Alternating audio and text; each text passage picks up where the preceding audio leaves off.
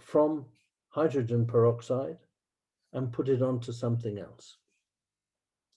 In the case of tears, the enzyme there is called tears peroxidase. In our saliva, the enzyme is called salivary peroxidase. It exists in mother's milk when it's called lactoperoxidase. And tears peroxidase is all the time in our saliva. It's being produced all the time. The third item that's needed is hydrogen peroxide. And the pathogens deliver that. Bacteria, E. coli, Pseudomonas, or whatever you want, are all the time exuding tiny amounts of hydrogen peroxide. Now, when you get those three items together, thiocyanate, peroxidase enzyme, and hydrogen peroxide, instantly the enzyme catalyzes the reaction to make OSCN. And it's the OSCN that then attacks the pathogen. It's the only role of hypothiocyanate in the body is to attack pathogens, and it does it instantly. And that's how our immune system works. For example, in our mouth, when we use our fingers to pick our teeth, we do it all the time.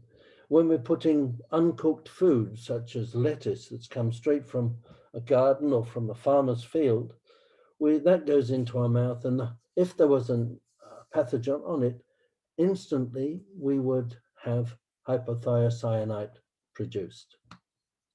So it's important that you get the saliva all around your food, which shows that your grandmothers who told you to eat your food, chew your food properly, it was very sensible.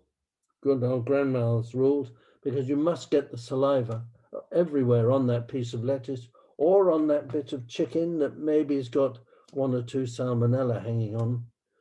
If you chew your food properly and you've got good flow of saliva, then you will not pick up stomach bug because of salmonella. And it's a problem for people that are offering, sorry, I'm stumbling now, sorry. People that are undergoing chemotherapy or radiotherapy because of cancer, they often get ulcers in their mouths.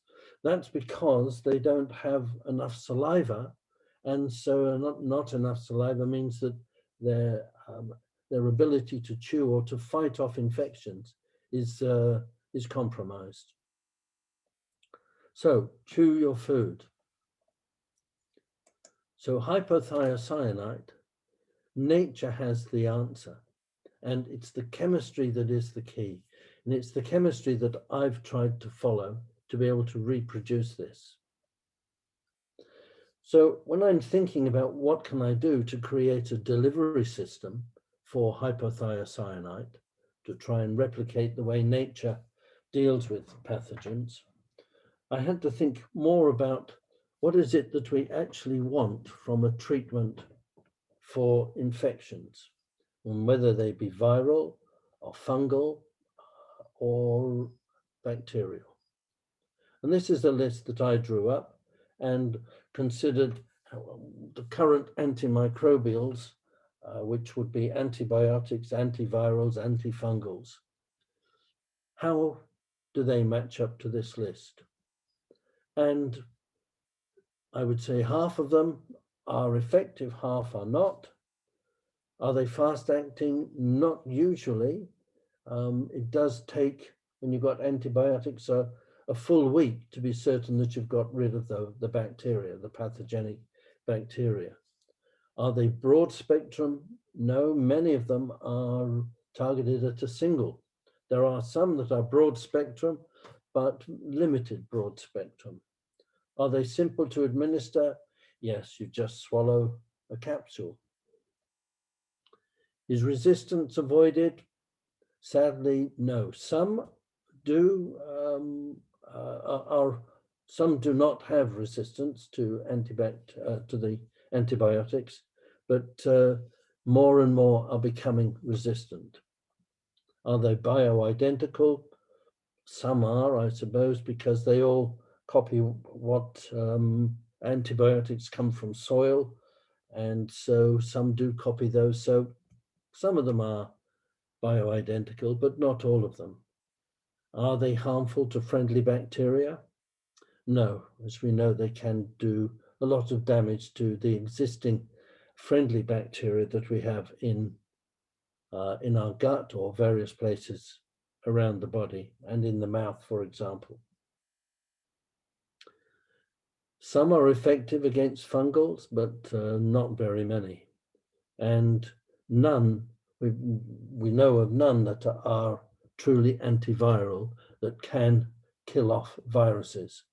And they can hold them at bay, such as in HIV treatments, but they're just holding it at bay, maintaining you in a relatively bad health. Absence of adverse effects, we know of many people that suffer a lot with side effects from antibiotics. And cost effective, well, when the cost of a strip of antibiotics is about £2, I suppose that's cost effective. But then there are antibiotics and treatments that are up to tens of thousands of pounds. So cost effective is yes, no. And do they complement the immune system? Usually they don't, no. And are they harmless to human cells? Some are, but some are not. So I give the existing product ranges that we have a score of 6 out of 13, half, 50%. And we'll come back to that later when we talk about hypothiocyanate. How does that match up to this list? But problems with delivery system. I can't make it as a syrup that you can take on a spoon. I can't make it as a dry tablet. And I can't make it as drops. The reasons for that are that the active molecule, the OSCN, has a half-life of just a matter of hours. So I can't make it in a factory. It only exists in liquid form, and it doesn't like being in a concentrated form. So those three very typical and easy to administer forms are not available. So I had to come up with another format, which I did, which is a liquid. It's made at the point of use. This is the product. This is what it looks like. It consists of, I open it up for you. It consists of three components. This is the enzyme, which is in a powder, a liquid, which contains hydrogen peroxide, and another liquid with a different colored label that contains the thiocyanate. Up until the end of last year, so this is just a small box, 2 bottles and a sachet. Up until the end of last year, some of you may know that the product was based upon 3 liquids and a sachet. The third liquid was a coagulant, which brought together the powder that is in the sachet and dropped it all to the bottom so that you didn't have to drink any of the solids. I was never very happy with that because the coagulant was based upon aluminium. Very effective, and it's the same coagulant as is used in drinking water facilities. And one of the beauties of it was that it oops, I've moved on a bit fast, sorry about that. One of the beauties of the aluminium flocculant was that it removed itself as well, which is why it's quite safe to use in bottled water plants. So people were not happy with it being based upon aluminium, and there were many people who decided they'd prefer not to risk it. It was completely safe, free from aluminium.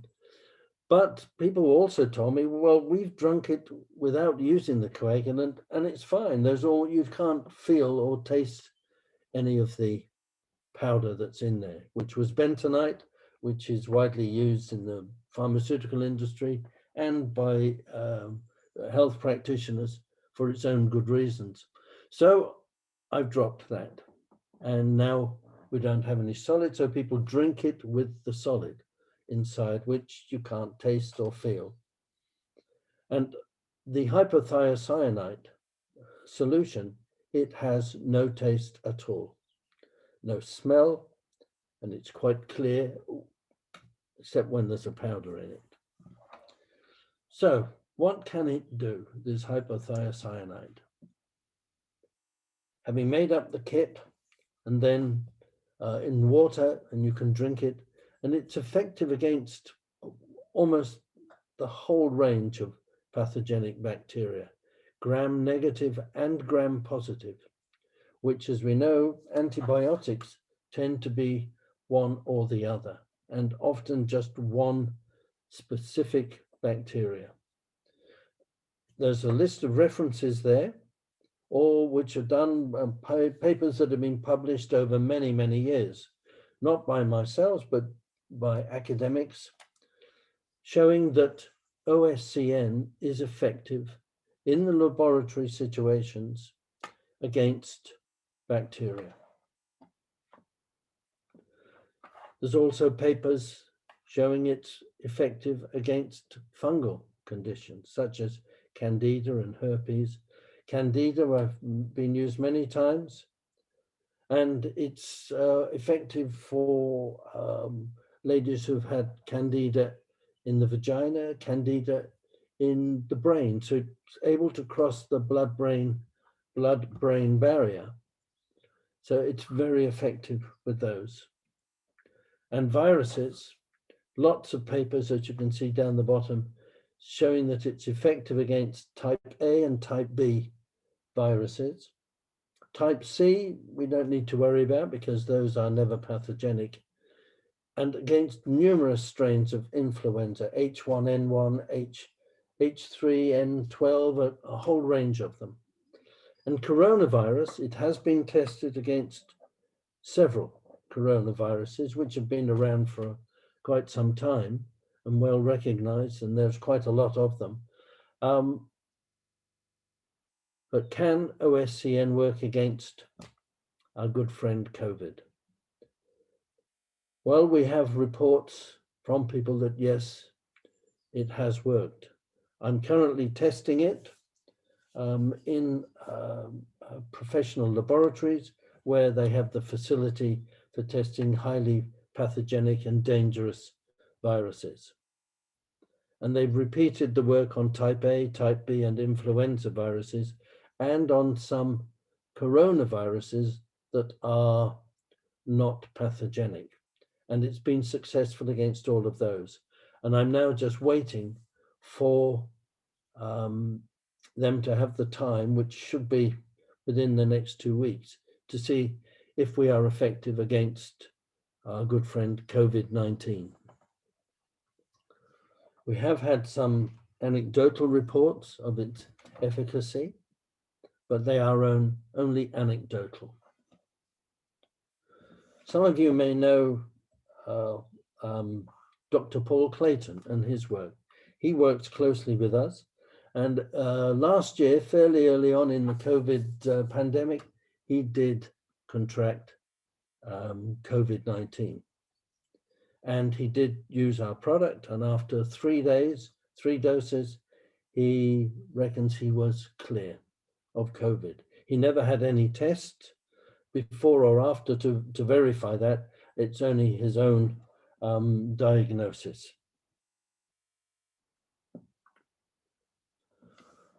So we can show toxic efficacy of the product, but what's the safety of it? Well, we are swallowing it ourselves all day, every day. I make the product at a concentration of 70 parts per million. And as you drink half a liter, that means that you are imbibing thiocyanate 35 milligrams with each dose. And that's equivalent, we believe, in terms of toxicity to thiocyanate, which is the raw material that goes in and that is around the body. And thiocyanate is in our saliva at around about 35 parts per million.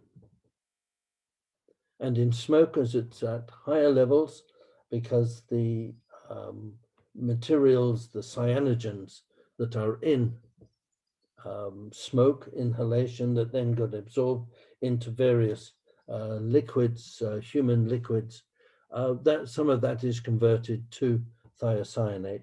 Thiocyanate is a route for lots of cyanogens, including cyanide.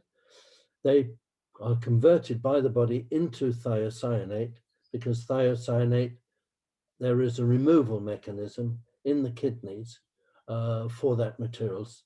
Although, the kidneys balance the thiocyanate because they need it. They don't throw it all out. They throw out what is in excess of what is needed. And in thiocyanate in smokers can reach as high as 200 parts per million. And so not every day when we are swallowing our saliva, and when looking at these results to see how much thiocyanate is in our saliva and around our body, it was interesting to realize that it's being produced in our saliva and we're swallowing saliva all day, every day, but we don't produce and swallow saliva at night. So we only had to talk about saliva for being swallowed for 16 hours a day. And in that time, a smoker would swallow 80 milligrams of thiocyanate and a non-smoker 25 milligrams as an average. But how much, if you drink my product, KIB 500, how much thiocyanate are you taking? And is it safe? These safety numbers were published many years ago for thiocyanate, when it was observed that it was a very good product for hypertension.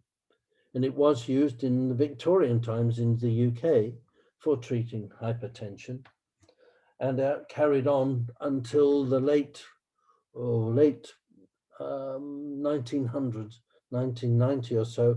It stopped being used in Eastern Europe. And so these numbers and safety aspects are generated from Eastern Europe and published on WHO and so forth. If you swallow 125 milligrams a day on a single day or for a week, there would be no danger to your health. 250 milligrams, if you do that for 10 days, then you will start to see some bad side effects. 500 milligrams, if you do that for 3 or 4 days in succession, then that can be really serious for you.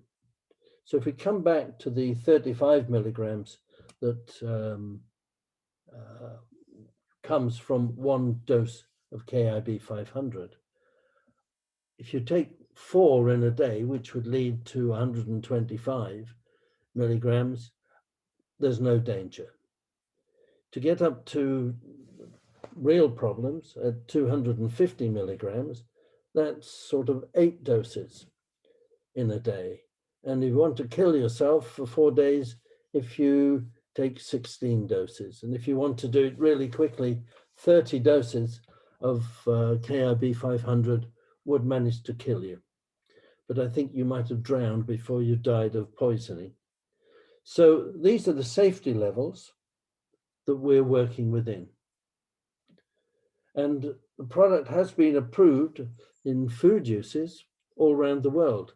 WHO push it in countries that are hot and where they've got to transport milk from a farm to a processing plant, which you imagine somewhere like Nairobi and up high and very hot, and it might take you 5 or 6 hours to get from the farm to the processing plant.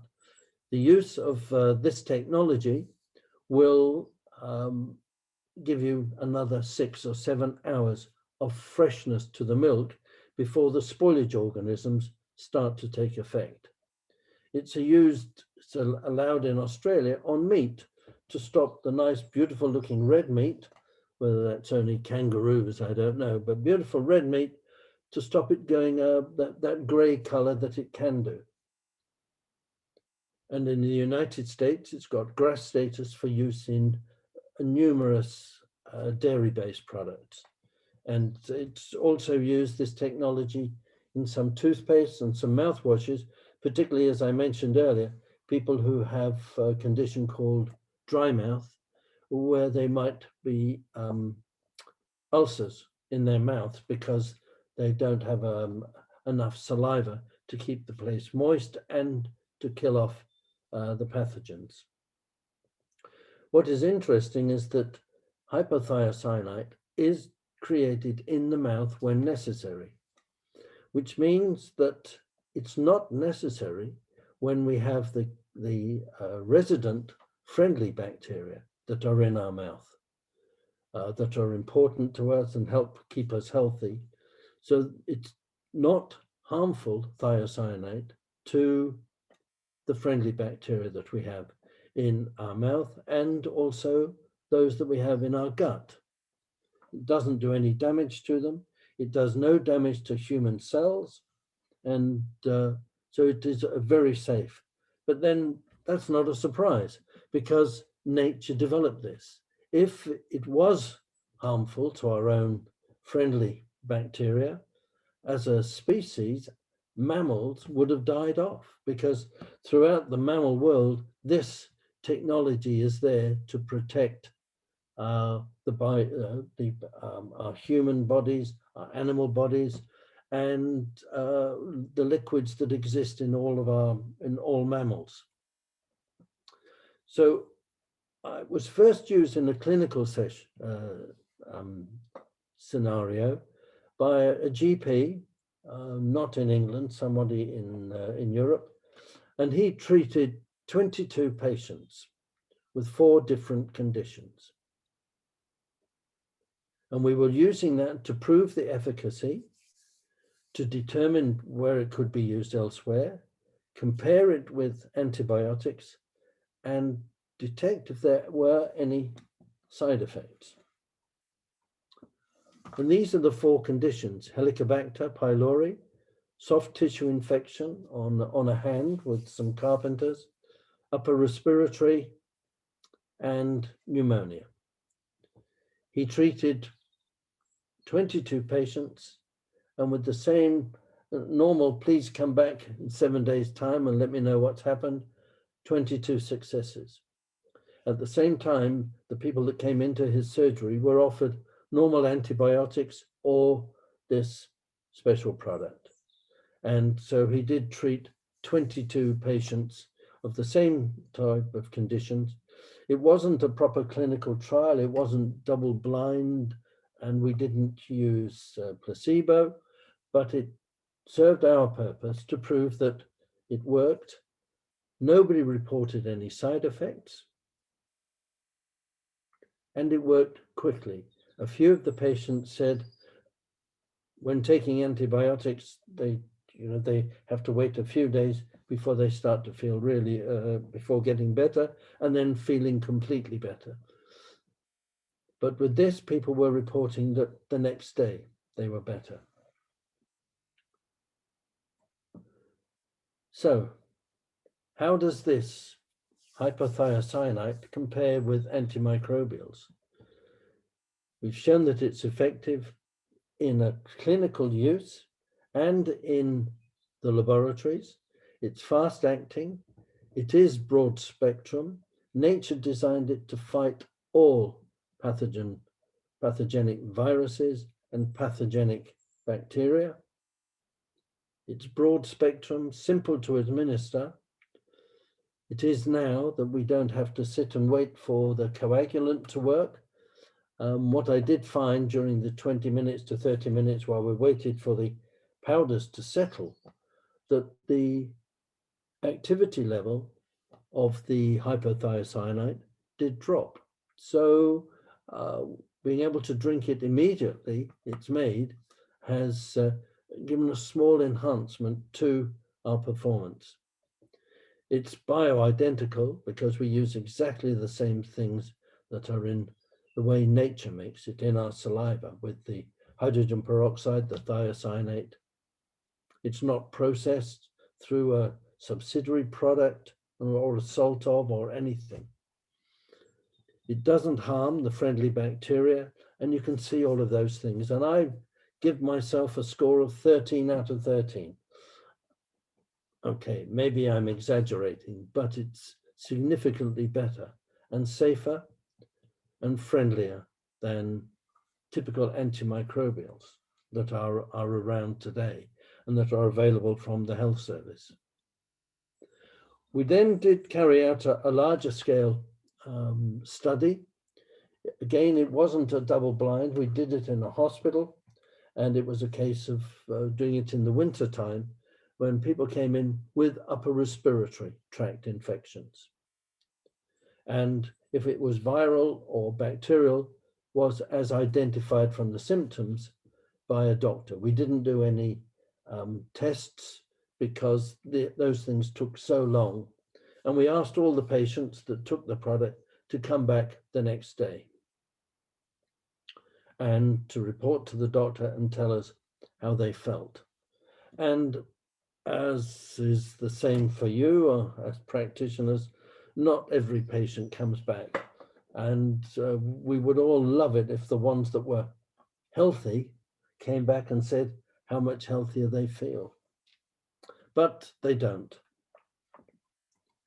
So this is the list of what we're doing. The different colors relate to the different condition as diagnosed by the doctor. And then on the right-hand side, there's comments from the doctor and the patient. So you can see there was bronchitis, viral infection, musculoskeletal, pharyngitis, COPD, bronchitis, and on the right-hand side, the comments after one dose, and with some it was 2 doses, how well they felt. And it's all of them are a rapid recovery, very fast, which is wonderful.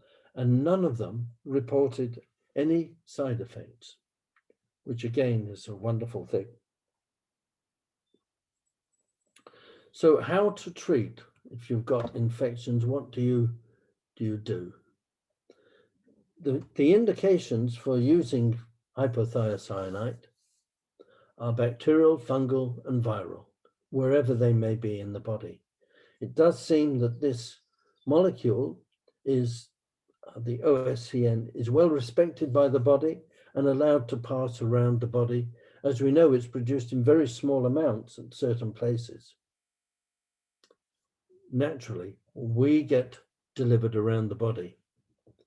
So with a mild and recent infection, low dosing, maybe just a single kit or 2 kits on successive days.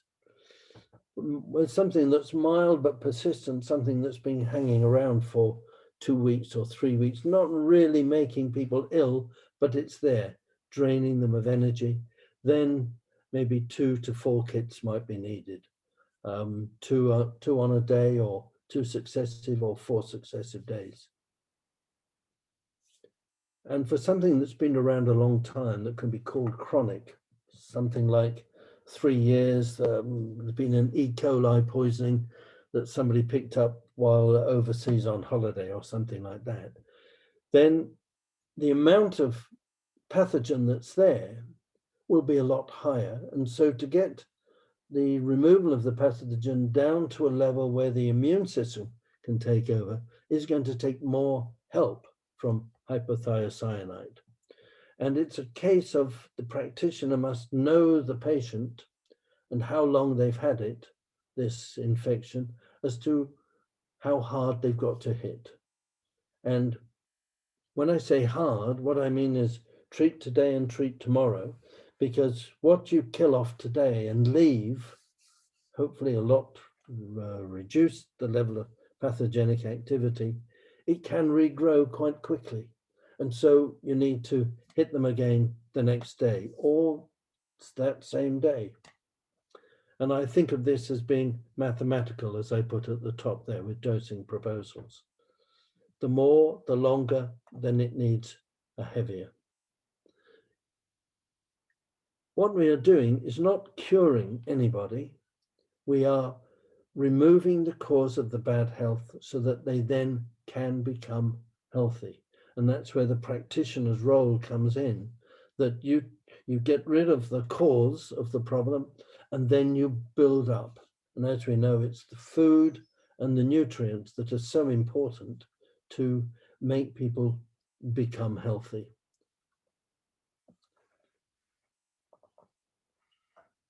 Coming back to COVID, we did have one lady that wrote in.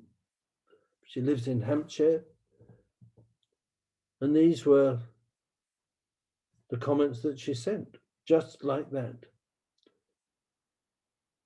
It wasn't her, it was her son-in-law was tested positive for COVID. And days 3 to 6, she got worse. Then they took the KIB. They waited that long. The cause for waiting so long was that they were recommended it by a practitioner, and it took them till the next day for it to arrive and then use it. And you can see the way that the patient went and how they felt. And it took them, 5 days after KIB to claim that they were better. With things like long COVID, and there's reports now that there's COVID is affecting the gut. This shows that the virus is getting around at different places, and the current treatments and protocols that are being followed in hospitals really don't go beyond the lungs and with the oxygen and so forth. They're not able to get into the gut. They can't send antibiotics down into the gut because that could give far worse side effects. And long COVID could well be residual virus. And therefore, I think anybody who's recovered from COVID, but then finds they've got long COVID, could benefit from hypothiocyanate. And the potential conditions is anything that's caused or the presence of pathogens, sepsis, candida, autoimmune. There's a lot of belief and more papers coming out that autoimmune is caused by an infection, but it's an infection that's inside cells where our own immune system can't get at it. It can't get through the cells, the human cells, but they know there's an infection there. And that's why they're gathering the cytokine storm, is because the body's is sending these warriors to fight something that they can't get at, and generating all sorts of problems and inflammation around there. Gut dysbiosis is important and linked also with things like mental health. So there's wide range of conditions that can benefit from this. And mental problems, depression, bipolar, schizophrenia, these are all modern illnesses. They didn't really exist 100 years ago, maybe not even so much 50 years ago. And they're all of these people have bad guts, whatever that symptom that may show itself as. And so treating the gut pathogens could be a very good way of helping these people. We talk more and more of the gut-brain axis, the vagus nerve, and how the gut sends, there's 80% of the fibers in the vagus nerve are sending messages from the gut. and 20% of those nerves are sending them from the brain back to the gut. And if these 80% of messages are being messed up or confused, or this could well be the cause of the mental problems. And with somebody, it might show itself as schizophrenia. For somebody else, it might show itself as dementia. For somebody else, it might be Parkinson's, different ways. But the gut dysbiosis needs to be looked at for all of these people.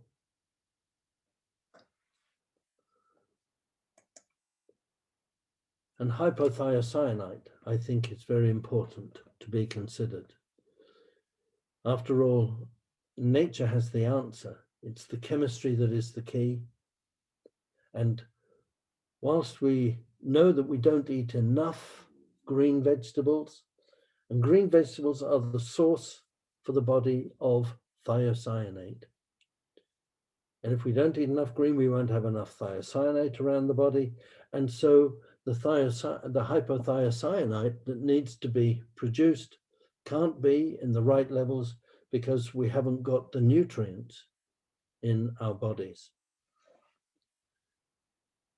The use of hypothiocyanate, I've looked at it, first of all, I looked at it for food, and it was too expensive at that time. The food industry wouldn't adopt my technology, so I converted that technology into human treatment. But the other applications where it's very important and can be used, we talk of milk already. Told you how the WHO has sponsored and pushed that technology. Plants and agriculture, they get their own bacteria, pathogens, and viruses. And so putting this product, spraying it or creating mists and putting that around would be very good. It can be used in mouthwashes. Biofilm, there's some evidence that it works, but not conclusively. And I'm looking at other areas. Have we got to do something to help strengthen that so that it can get into some areas where the pathogen is in the biofilm.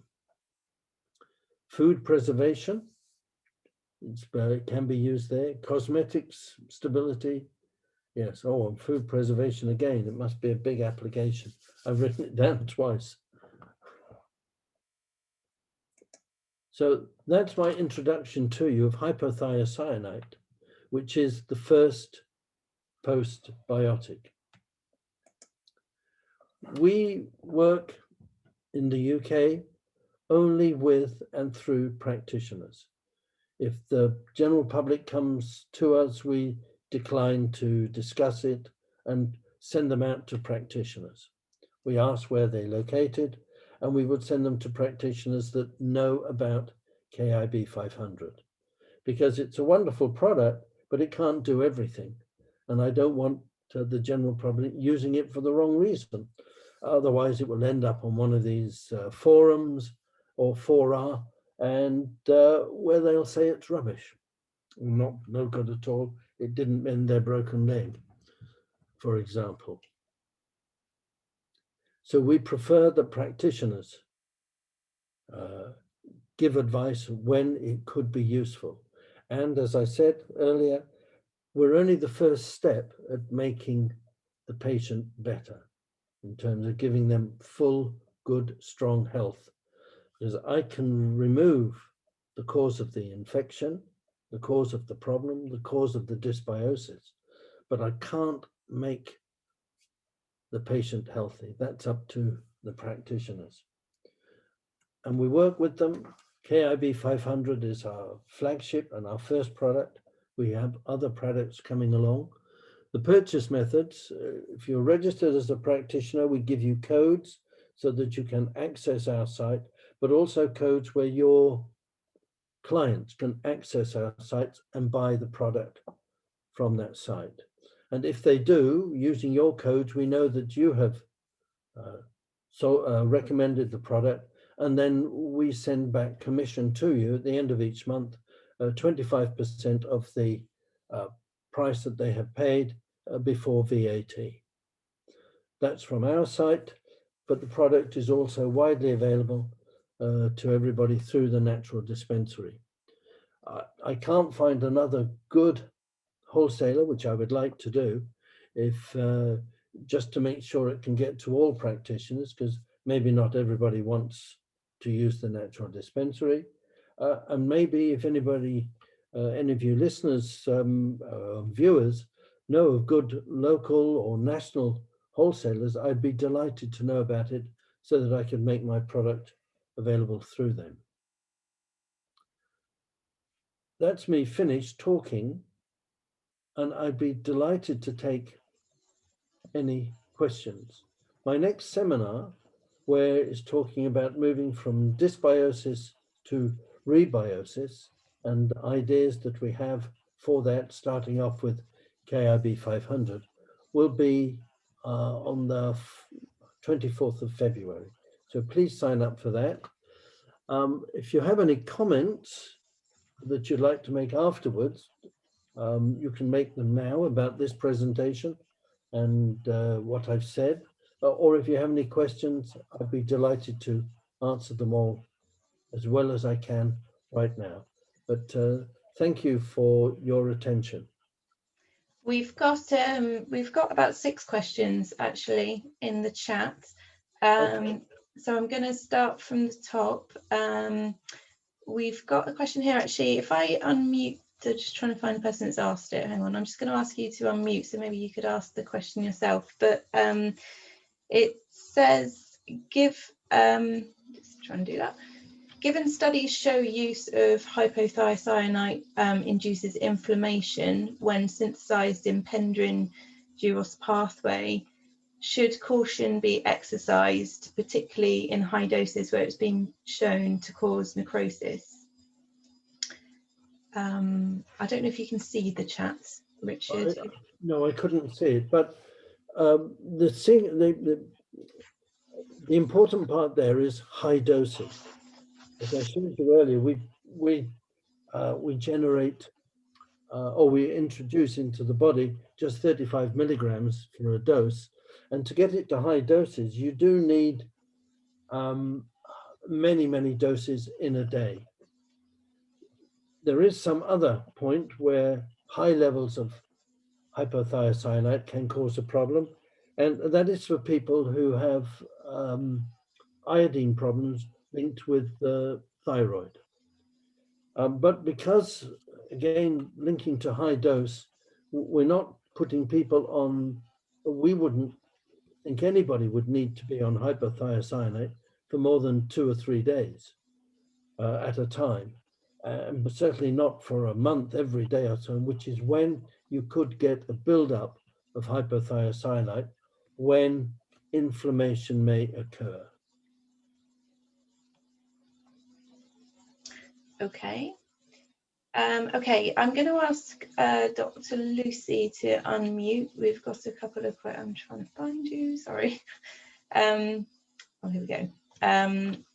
Yes, we've got a couple of questions here. Oh, there you go, you're unmuted. Do you want to ask your questions yourself, or? I'm happy to. Yeah, great.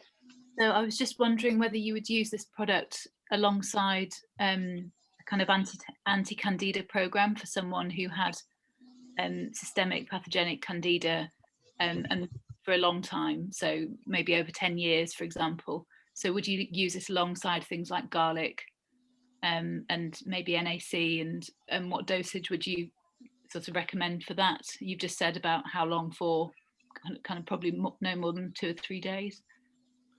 Yes, because I believe in the power of my product, I don't think you need anything else to fight the candida, to remove it. Okay. What might be something to consider, and then because they've had it for a long time, I would think they would need some high-powered dosing, 2 or 3 on day 1, and then 1 a day for maybe 3 more days, something like that, sure. Of my dosing. But if they've got this problem with candida and they've had it for a long time, it might be that there's something else enhancing or allowing the candida to be there. So they might get follow-up problems of the candida reappearing. Mm. Yes, maybe an anti-candida protocol over a month or something might be a good idea, just to stop it coming back. Because this product, this hypothiocyanate, gets in and works. It doesn't linger, it doesn't hang around. It is an oxidant, and I think it has a very short half-life because the body's not particularly keen on oxidants, while antioxidants are quite good. So there's no more defense from hypothiocyanate. It will get in, do what it needs to do, and then it's gone. Yeah. So I would trust my product to pretty much kill off everything if you use enough dosing, that no more anti-candida would be needed. Okay, that's great. Thank you. Great. Okay, I'm going to ask Giles to unmute as well. We've got a couple of questions from Giles. Can, excuse how I'm going to say this, Herxheimer reactions occur, particularly in fungal dysbiosis? Is his first question. I hate it when people say that's a good question, because all questions are good, but I will say thank you for asking that question, because I forgot to mention it. My apologies. Herxheimer reaction, yes, you can. For somebody who's got, let's say the lady just beforehand, where a patient had got long-term candida or long-term viral infection, or even a long-term bacterial, we will be killing off these cells, and so the liver has got to cope with them, and so it's for some chronic infections there could well be Herxheimer's reaction, where people in the evening of the first day, it's been reported to me that yes, the liver is having to work so hard that these people do feel off, you know, where they're getting worse before they get better, that sort of thing. So yes, and some practitioners have told me that where they've got the likelihood of that happening, they have taken steps to strengthen the liver. So that's a physical step, and a second step mentally is to tell the client, get ready for this. It's a good thing to feel it, because it means something is happening. But yes, Herxheimer is likely with chronic infections. Okay, and Giles has just got another question as well. Can other routes of administration be used, e.g. topically or nasally, for example, for sinusitis? Yes, it does work on sinusitis just as a drink, but I've been working on creating a mist with an ultrasonic technique. So we create a fine mist, put a mask on and breathe it in. So that then could take it down into the lungs, as well as getting to the lungs through the blood system and crossing the lung barrier. Yes, so it could be. And on the skin, yes, it could. However, this is just water, it would run off. I haven't done any work, but I think if you've got a good clean gauze, maybe you can soak that and then put that onto a wound, or maybe psoriasis or something, but I've never done any work in that area. Okay, great. I'm going to ask Tina to unmute, see if she's there. She has a question. Here we go. Tina, you're unmuted. Okay, thanks. Yeah, I was just wondering, because I've not come across this product before, and I was thinking of trying it on myself. And I haven't got any overt signs of any infections, but I do have a lingering mild sort of arthritic condition. And I was just curious if there was any reason why I shouldn't test it out on myself. Well, it is a harmless material. You won't do anything nasty to yourself.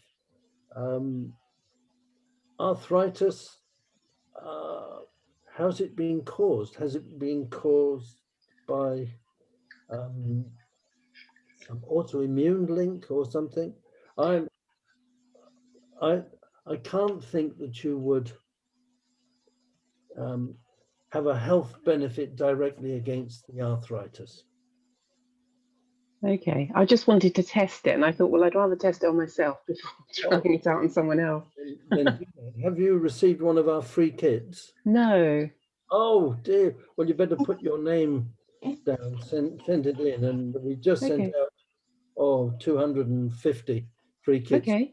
that responded, because I know many practitioners like to try it themselves, anything before they would, so they would have more confidence Yeah, when sure. to their clients. Yes. Okay, thank you very much. Yeah, that's just a thank you for that reminder. That's a note in the email that will be coming out a bit later with the follow-up points. I'll be sending you a landing page basically. So if you register your details there, we can get you all a free kit as a thank you for attending the seminar and to test it, as Richard says. Great. Okay, I'm going to go to Layla. I'm going to try and find Layla here. Layla's got a question about cystitis. So Layla, you're unmuted. Okay, thank you. I work with a lot of women with chronic cystitis, and a lot of them have had it for years and years. Some of the new research kind of points to that being due to biofilms and intracellular infections.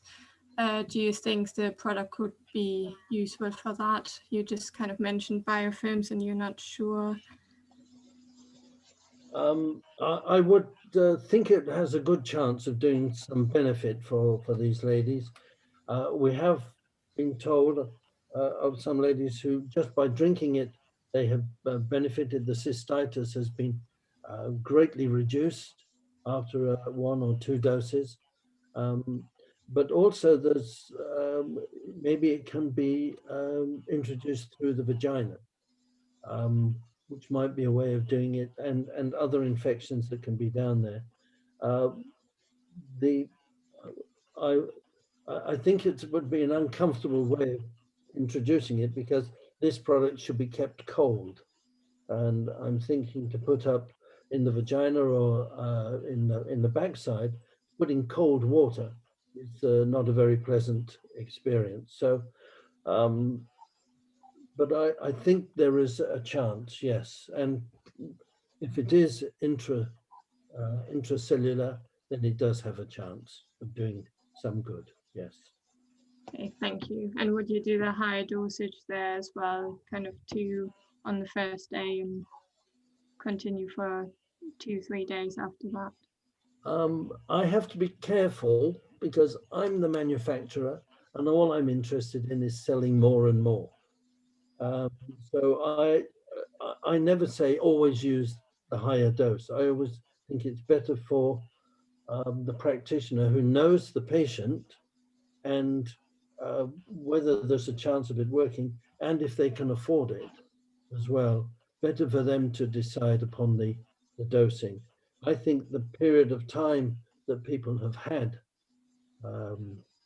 the infection or the symptoms, that is the best means of determining whether they need a higher dose or not.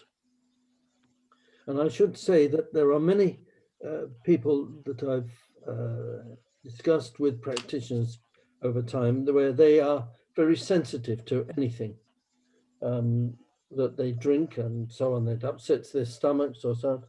And they have tried out the KIB, and the practitioner managed to persuade them because it is so benign, so there's nothing funny in there, and we are introducing into the body a molecule that the body already knows and is used to, the thiocyanate and the hypothiocyanate. So sensitive people tend not to have any problems, and that can help them overcome any infections, and then their tolerance of other medications is much higher as well. Thank you. Pleasure. Great. Okay, we've got a question from Caroline Payton saying, is it suitable for children? Yes, I see no reason not to give it to children. Again, one of the problems might be the ability of a child to drink half a litre. And you can't make it today and leave some of it till tomorrow, because the molecule does break down. It's got a half-life of only a few hours. So it has to be drunk in 2 hours, within 2 hours, to be certain of being effective. But yes, I'm introducing a child size portion dose later on this year, probably before the middle of the year, and where it's made up in half as much, 250 mils. But many children might, if we think of autistic children, they've got infections and they keep coming back and keep coming back. And I believe it's because they might be treated with antibiotics and they get rid of their infection or their gut infection, and but they soon pick it up again. And that might be because they pick it up from the house, or they pick it up from their loving mum and dad, who give them kisses and so forth, and pass back to them maybe this infection. So maybe when a child can only drink half a dose, get the mother or the father to drink the other half, because they might be carriers of that particular pathogen that is causing their child problems. Okay, great. Just a question to from Lulu to confirm, 1 pack is 2 doses? No. 1 box is 1 dose. 2 bottles and the sachet, you have to mix all 3 items together. The 1 box, 1 dose. Okay, great. We've got a couple of questions about the product being available, one in Ireland and one in France, or outside of the UK. Could you just confirm your thoughts on that? Yes, if you're registered as a practitioner, we would give you codes so that you can access our site and we can get them sent to you. In France or Denmark, Germany, and even Ireland, yes. Okay, great. Refrigeration is needed before making the preparation or only after? When the kit arrives, it should go into the fridge. And that's because the enzyme could deteriorate. And it's better to keep it cold. When you've mixed the product in tap water or in bottled water, it can be cold water or room temperature water, and you can drink it. Not in hot water though. Okay, So great. just to be clear, then refrigeration is needed when the goods arrive. That's because you might buy it today, but not use it for 3 months. In which case, if it's left outside on a window or by a radiator, then it might deteriorate in the warmth. So better to keep it in a refrigerator, please. Great. Okay, I think that's all the questions in the chat. So if anybody's got any further questions based on what we've just said, then please do unmute yourselves and ask them now. If not, then as we say, we'll be sending out an email later this afternoon with information on today's seminar. We'll be sending out a couple of links to things which is talked about, and as I say, the link to the sites where you can register for your free kit, and we'll get those all sent out ASAP for you to try. And it'd be great to hear your feedback. Thank you for the really positive feedback in the chat. That's brilliant, but it would be great as well to hear your feedback about how you found the presentation moving forwards. Thank you very much, and thank you for the questions. Yeah, thank you very much.